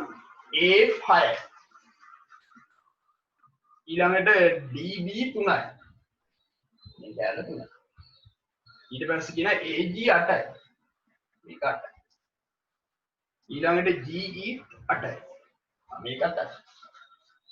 එහෙමනම් අපෙන් අහනවා පුතේ FD මම මේකට x කියලා දාගන්න ලේසි. ඊළඟට EC මේ y කියලා දාගන්න. මෙන්න මේ අගයන් හොයන්න කියලා කියනවා පුතේ. මම xy කියලා දාගත්තේ මේ රූපය ඇඳලා තියෙන හින්දා. එතකොට ලේසිනේ මේකෙන් xy හෙව්වනම් හරිනේ පුතේ. ඔයාලා රූපය ඇඳලා නැත්නම් xy කියලා දාගත්තේ මොනවද කියලා පස්සේ ලියන්න වෙනවා. රූපය ඇඳලා නම් ගැටලුවක් නැහැ. ඉතින් අපි එක ත්‍රිකෝණයක් පාවිච්චි කරමු මේ. මම ගන්නවා මේ පොඩි ත්‍රිකෝණෙක. මේ කැලේ පාවිච්චි කරලා නම් හරින්නේ. මේ කැලේ පාවිච්චි කරලා මේ A ශීර්ෂය ඉඳන් ලියන්නම්. 8 බෙදීම 8 සමානයි 6 බෙදීම x. කොහොමද ලියන්න ඕන? 8 බෙදීම 8 සමානයි 6 බෙදීම x. මේ කියන ඇත්තටම තියෙන්නේ පුතේ මධ්‍ය ලක්ෂ්‍ය ප්‍රමේය විලෝමය. මෙතන තියෙන්නේ හරියට මධ්‍ය ලක්ෂ්‍යයෙන් ඇවිල්ලා තියෙන්නේ. එහෙනම් මේක දිහා බලාගෙන මේ දෙන්න සමාන නම් මේ දෙන්න සමානයි කියලා ලියන්න පුළුවන් අපිට. සමච්ඡේදනය වෙනවනේ. ඕක 6යි කියලා එන්නේ අනිවාර්යයෙන්. x වලට 6 නේ එන්නේ. මේ දෙන වැඩි කළාම 8යි x. මේ දෙන වැඩි කළාම 6 වරක් 8 48යි. දෙපැත්තම 8ෙන් බෙදෙනවා. ආයෙනවා 6යි. ඒ කියන්නේ පුතේ මධ්‍යලක්ෂ ප්‍රමේය එහි කියන්නේ මේකේ විශේෂ අවස්ථාව. මේ සමාන්තර රේඛා මැදින් යන්නේ මධ්‍යලක්ෂ ප්‍රමේය විලෝමයේදී. මෙතනදී ඕන තැන ගියා. ඒතකොට ඒකේ විශේෂ අවස්ථාවනේ අරක පුතේ. ඒක විශේෂ අවස්ථාවේ මේ පොදු අවස්ථාවෙන් හදන්න පුළුවන් ගන්න. එහෙම ගැටලුවක් නැහැ. හරි ඔන්න x එවුවම. x කියලා කියන්නේ ඇත්තටම මොකද්ද? dx නේද? ඊළඟට මම පුතේ මේ ලොකු ත්‍රිකෝණයට දාන්න හදන්නේ. මෙයාව අමතක කරලා. එතකොට මෙතන 8යි 8යි 16යි. එතකොට මෙතන 6යි 6යි 12යි. මේ සම්පූර්ණ දිග 12යි. දැන් මේ ලොකු ත්‍රිකෝණයට දාන්න යන්නේ. එතකොට 16 බෙදීම y සමානයි 12 බෙදීම 3. 16 බෙදීම y සමානයි 12 බෙදීම 3. නැත්තම් හොයාගන්න අමාරුයි පුතේ. දැන් මේකට අපි දානවා මේ පැත්තට 12යි y සමානයි 16 වැඩි කිරීම 3. දෙපැත්තම 12න් බෙදුවා. 12න් බෙදුවාම 16 වැඩි කිරීම 3ම තිබ්බයි ඉතින් මම ඕන විදිහට කරන්නේ. 3 වරක් 1යි 3 වරක් 4යි 4 වරක් 1යි 4 වරක් 4යි. y සමානයි 4. y කියලා අපි ගත්තේ පුතේ CE. CE. එතකොට y සමානයි CE කියලා ආවනම් හරි.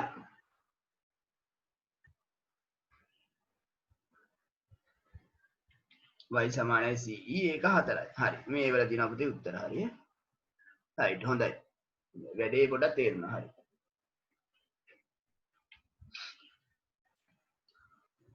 ඒ 4 වෙනි ගාන. ඒකේ අපිට කියනවා මෙහෙම AD 6යි. මේ දිග 6යි. DE 4යි. මේක 4යි. EF 5යි. EF 5යි. මේ කැල 5යි. ඊළඟට කියනවා GC 18යි. මේක 18යි. එහෙමනම් අපෙන් අහනවා පුතේ x හා y වල අගයන් සොයන්න කියලා. දැන් ඔයාලා චුට්ටක් බලන්න ඕනේ පුතේ මේ සමාන්තර රේඛා දෙකම එකපාර ගත්තොත් නම් ගාන හදා ගන්න බැරි වෙයි. ඉස්සෙල්ලා මම උත්සාහ කරනවා x හොයන්න. x හා y වෙනති. ඒකට මම පොඩ්ඩකට පුතේ මේ රේඛාව අමතක කරනවා.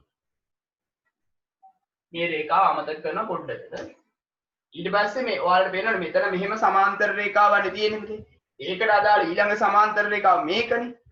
එහෙනම් මේ ටිකත් පොඩ්ඩක් අමතක කරන්න.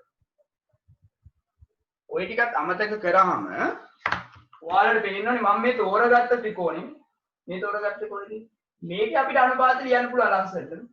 මේ දිග 5යි 4යි 9යි.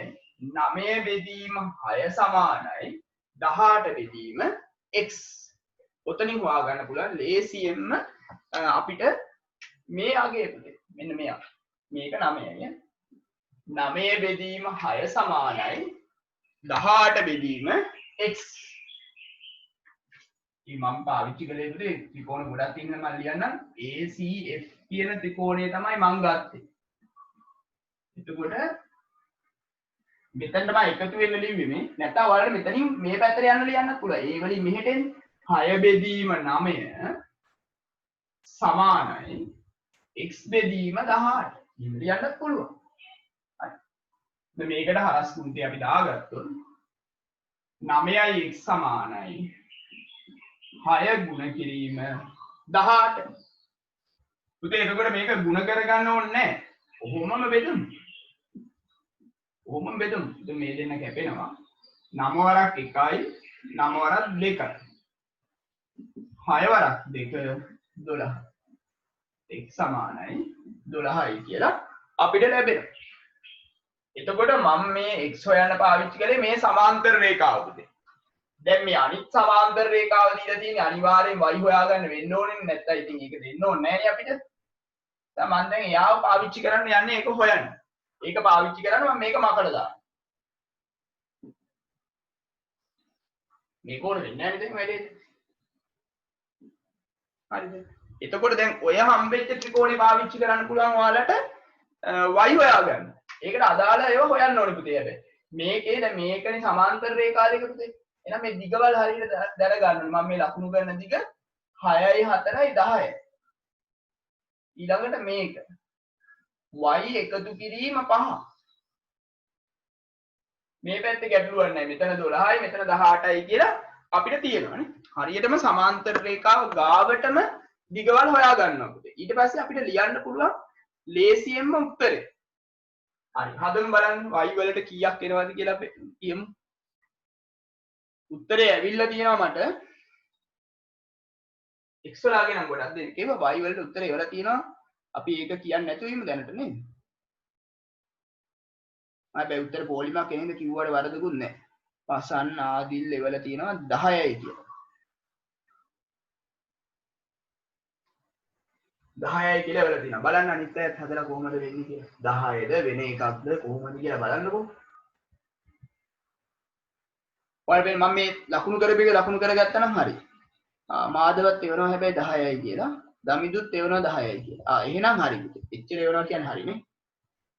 හරි සිතුමිත් එව්වා. ඉතින් මේකේ මං හිතන්නේ මේ ෆෝන් 10 කියලා එව්වේ පුතේ මෙතන තියෙන නම නෙවෙයි වෙන්න ඕනේ. ඔයාගේ නම මේ ෆෝන් එකේ නම වැටෙන්නේ මං හිතන්නේ. ඉතින් මම නම කිව්වේ නෑ 10 අන්තිමට මේක එක්කම දැන්. දිල්මි 10යි හරි. එහෙනම් හරි පුතේ. ඔය වොලියුම් ඩොමේන් 10යි. එහෙනම් බලන්න දෙයක් නැහැ. ඒක හරි. ඊළඟට ඔයාලා බලන්න ඕනේ පුතේ 7 වෙනි ගාන මේ අභ්‍යාසය. 7 වෙනි එක.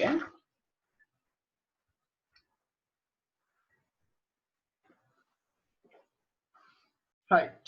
මම හදනවා එහෙනම්. 7 වෙනි ගානට එන්න බලන්න. මේක පුතේ මම මේ ශීර්ෂයෙන් මෙහාට යන්න ලියනවා. 10 බෙදීම y ධන 5 වරහණක් ඇතුලේ y ධන 5 12 බෙදීම 18. අපි දැන් හරස් මුද්දේ දාමු 12යි y ධන 5 18 වැඩි කිරීම 10යි. ඔයාලට පේනවනේ හැම වෙලේම මම ගණන් හදනකොට මේ ප්‍රකාශන එන හැම එකම වරහණ ඇතුලේ ලිව්වා. ඒකේ වාසිය වෙන්නේ වරදින් ඉඩ කඩ අඩුයි නැත්නම් අපිට අමතක වෙලා මේ දෙන්න වැඩි කරන්න මග ඇරෙන්න පුළුවන් විභාගෙදී. මග ඇරුණොත් ඉවරයි. ඒ නිසා වරහණක් ඇතුලේ දාමු හැම වෙලේම ප්‍රකාශනයක් එන ඕනම වෙලාවක. 12යි y 12 කරක් 5 60යි 180යි 180 ධන 60 මෙහෙට දාමු ඍණ 60 120යි දෙපැත්තම 12න් බෙදුවාම y සමානයි 10යි.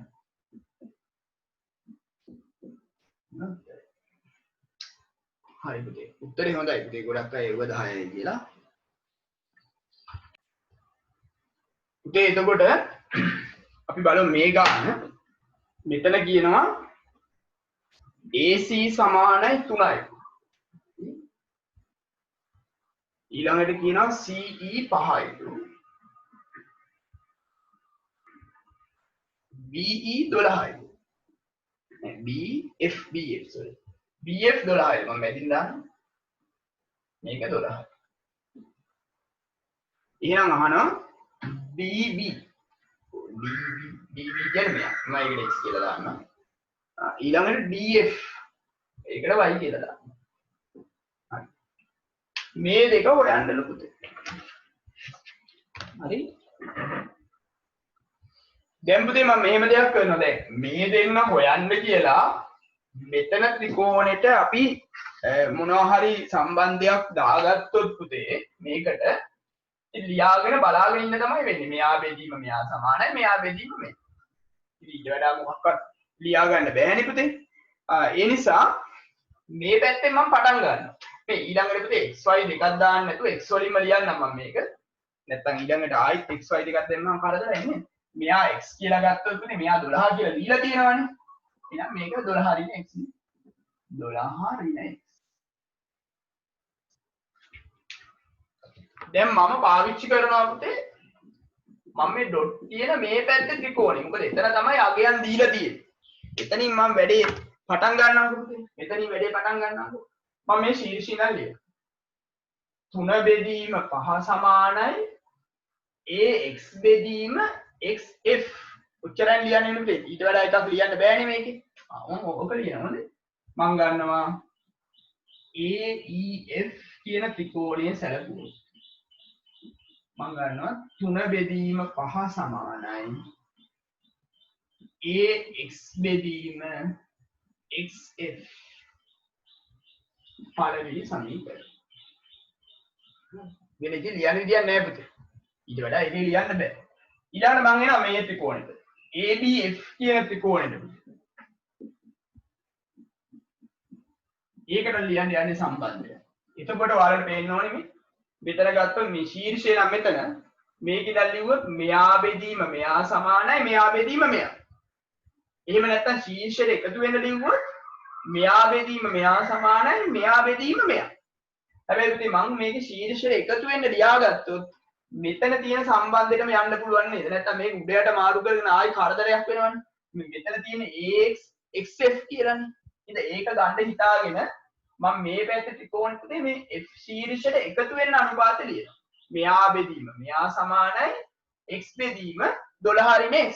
එතකොට ලේසියි වැඩේ. මම මේක ලියනවා පුතේ x බෙදීම 12 රින් x කියන එක සමානයි ax බෙදීම xx. දෙවෙනි සමීකරණය. දැන් කිසි කරදරයක් නැහැ පුතේ. බලන්නකෝ. මේ අගයත් මෙයාට සමාන වෙලා. මේ අගයත් මෙයාටම සමාන වෙලා. එහෙනම් ඉතින් මේ දෙක සමාන වෙන්න ඕනේ ප්‍රත්‍යක්ෂයෙන්. නැත්නම් ඉතින් මේ අගේ වෙනුවට මෙයාව ගිහිල්ලා මෙතනින් දාන්න පුළුවන්. කොහොම හරි කමන්නේ. මම ලියනවා මෙන්න. පළවෙනි එකයි දෙවෙනි එකයි සමාන. සමානයි පුතේ.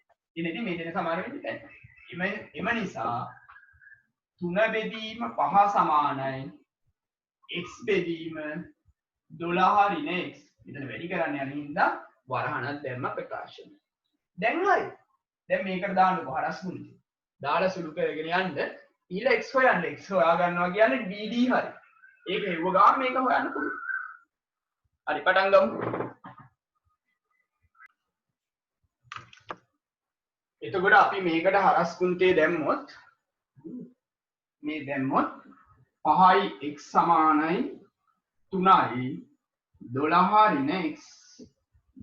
5යි x සමානයි 12 වරක් 3 36යි 3යි x.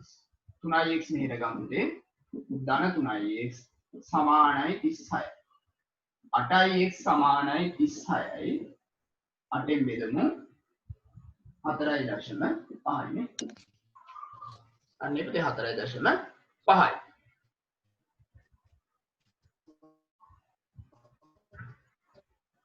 ඊළඟට අපිට පුළුවන් y මේකත් ලියා ගන්න. ඔන්න මම මෙතන යටින් ලියන්නම් දැන් BD සමානයි 4.5 සෙන්ටිමීටර් පුතේ. DF කියන්නේ එතකොට 12න් 4.5ක් අඩු කරන්න ඕනේ. 7.5යි 7.5යි සෙන්ටිමීටර්. 7.5යි සෙන්ටිමීටර්.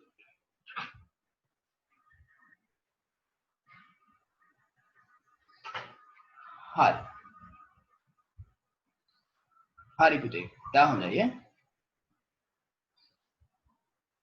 මම මේ තරිඳුගේ මේ කියන්න හැදුව විතර එකක් පොඩි ප්‍රශ්නයක් තියෙනවා. ඒක හරි පුතේ. යා කිය හරියට ඒක ඕනේ. ත්‍රිකෝණයක පාද දෙකක් සමානුපාතිකව බෙදීම තව දුරටත්.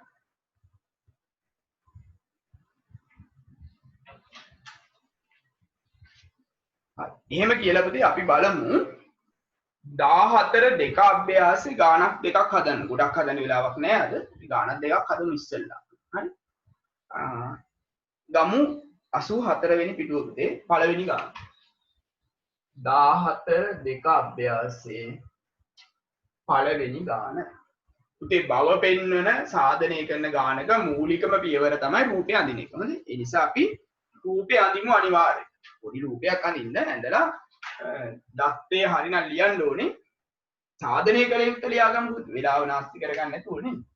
සාධනය කළ යුත්තේ විතරක්වත් තියෙන විභාගෙදි සාධනය කළ යුත්තේ විතරක් ලිව්වත් ඇති ඔයාලගේ සිලබස් එකේ නම්. පරණ ඒවා නම් දත්තය සාධනය කළ යුත්තේ හැම එකක්ම ලියන්න ඕන නම් හැබැයි රූපේ නම් අදින්න රූපෙට ලකුණු දෙනවා. සමහර ඒවා රූපෙට ලකුණු දෙන්නේ නැහැ. රූපේ ඇඳේ නැතහම ලකුණක් අඩු කරනවා. නිකන් බලාගෙන අඳින එකනේ ඕක ලකුණක් අඩු කරගන්න ඕනේ නැහැ. විභාගෙදි පුතේ සාධනය කරන ගමන් චුට්ටක් ලොකු රූපයක් අඳිනවා අපි. මොකද පොළ දෙනවනේ ඒගොල්ලෝ. පොළ ඉදිරි කරන්න දෙයක් නැහැ. රූපේ පොඩියට ඇඳා සාමාන්‍ය ගානට අඳින්න. ඕනාට වඩා ලොකු නෑ. ඊළඟට අපි සාධනය කළ යුත්තක් ලියනවා. OA අනුපාත ලකුණ AB සමානයි OE අනුපාත ලකුණ EF. බව සාධනය කළ යුත්තට අපි ඒක ලියලා බව කියලා ලියනවා පුතේ. ඒක බව තමයි දැන් අපි මේකේ පෙන්වන්න ඕනේ. ඒකයි තේරුම.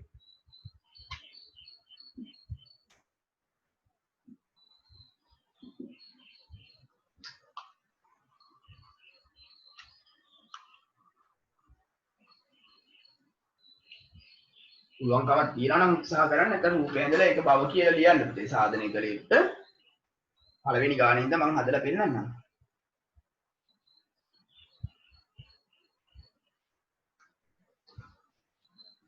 හැමදාම පුතේ මේ පාඩමෙන් ප්‍රශ්න එනවා. හැම විභාගයකටම ඇවිල්ලා තියෙනවා. ඒ කියන්නේ මේ අවුරුද්දෙත් එනවා.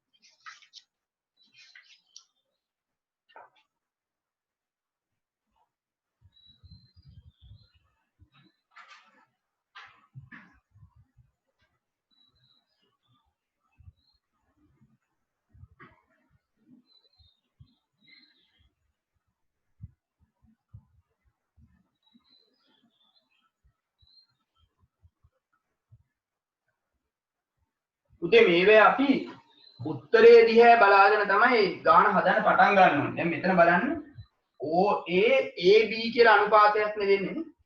OA AB. එතකොට ඔයාලට පේන්න ඕනේ ඒ අනුපාතය ගන්න අපි පාවිච්චි කරන්න ඕනේ මම මේ ඩොට් තියෙන ත්‍රිකෝණ. මේ ත්‍රිකෝණේ පාවිච්චි කළොත් තමයි ලියන්නේ. උත්තරේ දිහා බලන්න ලියන්න ඕනේ. OA ඒ කියන්නේ මේ මෙතන මේ ශීර්ෂයෙන් විහිදෙන්න ලියලා තියෙන එක. ඉතින් අපි එතනින් ලියනවා පුතේ. මේ ත්‍රිකෝණය ගත්තොත් OA බෙදීම AB සමානයි OC බෙදීම CD. මම බෙදීමෙන් ලියලා පස්සේ අනුපාතයට මාරු කරන්න අපිට හුරු බෙදීමනේ. එතකොට පුතේ හැබැයි ඉතින් ත්‍රිකෝණ ගණනාවක් මේකේ තියෙන හින්දා සාධනය කරන ගානන්නේ. කොයි ත්‍රිකෝණයකද අපි මේක ලියන්නේ කියලා පොඩ්ඩක් ලියනවා. මම ලියන්න යන්නේ OBD කියන ත්‍රිකෝණය. සරලව හිතන්න. OBD කියන ත්‍රිකෝණයේ උත්තරේ තියෙන පැත්තට ලියනවා OA බෙදීම AB සමානයි OC බෙදීම CD. පළවෙනි සමීකරණය. දැන් පුතේ සාධනය කරන ගානක හේතු ලියන්න ඕනේනේ. ඒ හේතුවට අර ලොකු ක්‍රමයේ ලියනවට වඩා ලේසි පුතේ මොන රේඛා දෙක සමාන්තර නිසාද කියලා ලියුවොත්. හරි. මේ රේඛා දෙක සමාන්තර හින්දානේ මම ඔය ලියුවේ. ඉතින් මම වරහන් ඇතුලේ ලියනවා AC සමාන්තරයි BD නිසා. කොහොම ලියුවා නම් ඇති. ඒක සමාන්තර හින්දා තමයි මේ ගත්තේ. ඔන්න දිගට ලිව්වේ නිසා පාද සමානුපාතිකව බෙදේ. ඔයාලගේ පොතේ ලියලා තියෙනවා මේක සමාන්තර නිසා ක්‍රමයට අනුව කියලා. අඩුමතරේ මෙහෙම ලියමුකෝ අඩුමතරේ. හරි. ඊළඟට පුතේ ඔන්න මෙයාව මම ගානට සම්බන්ධ කළා. දැන් මේ කෑල්ල සම්බන්ධ කරන්න ඔයාලට පේන්න ඕනේ මේ පැත්තේ ත්‍රිකෝණයට මම ආයෙ ලියා ගන්න ඕනේ ඒක. මේ පැත්තේ ත්‍රිකෝණෙට ලියන්න ඕනේ. ඒ පැත්තේ ත්‍රිකෝණෙට ලියන්න උත්තරේ OE පැත්තෙන් තියෙන. ඒ කියන්නේ ඒක ශීර්ෂයෙන් එළියට විහිදෙන් ලියලා තියෙනවා. ODF කියලා ත්‍රිකෝණෙට ලියන්න ඕනේ පුතේ. එහෙනම් මම ලියනවා පුතේ ODF කියන ත්‍රිකෝණය. සැලකුවොත් මට ඕන ඒවා ලියන මුලට OE බෙදීම EF. OE බෙදීම EF සමානයි OC බෙදීම CD.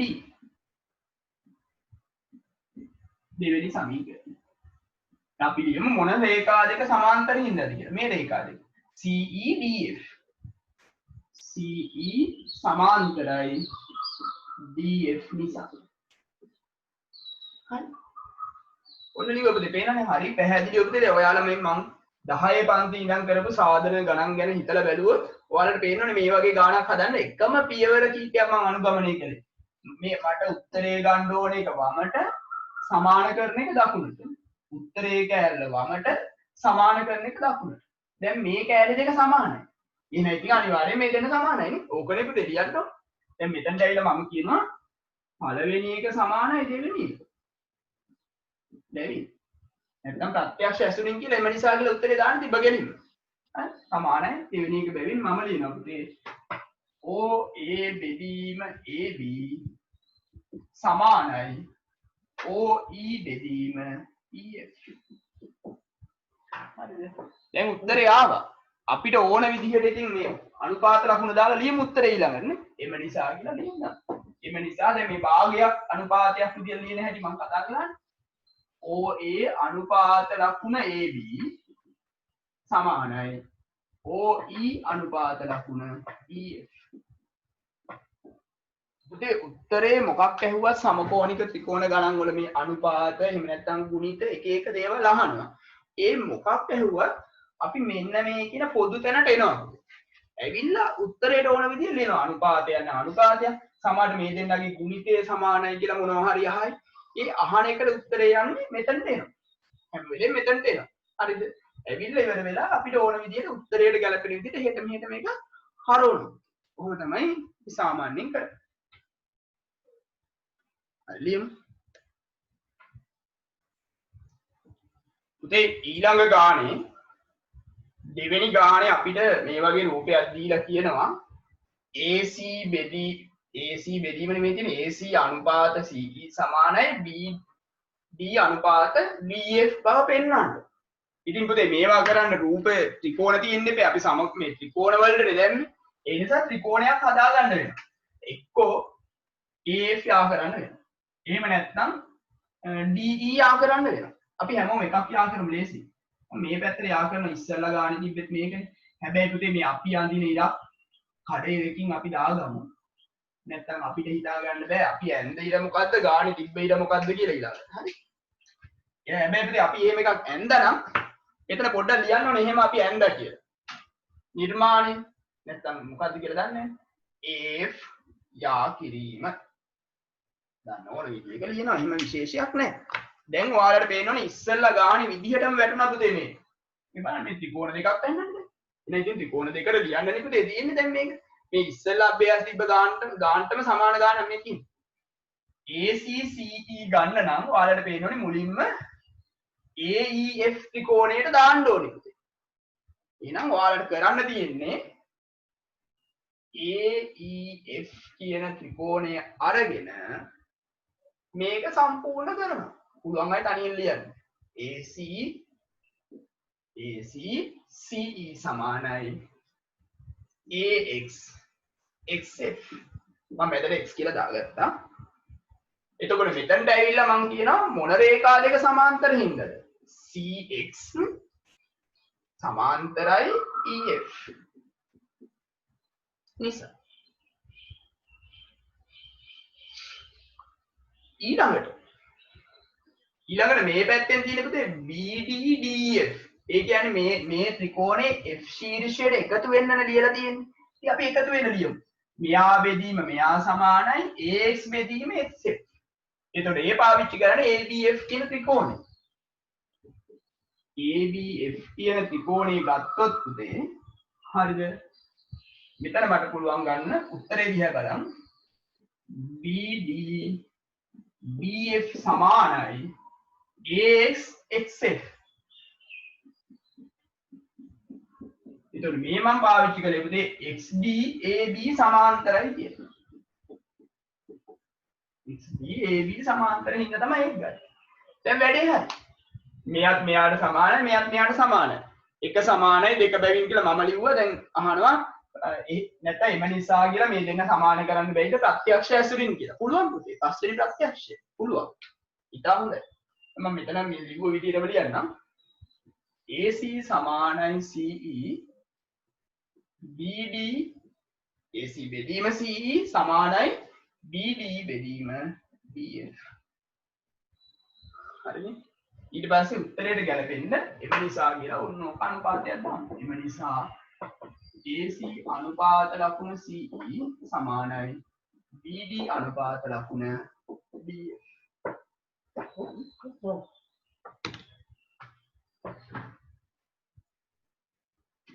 හරිම ලේසි ගානක් පුතේ.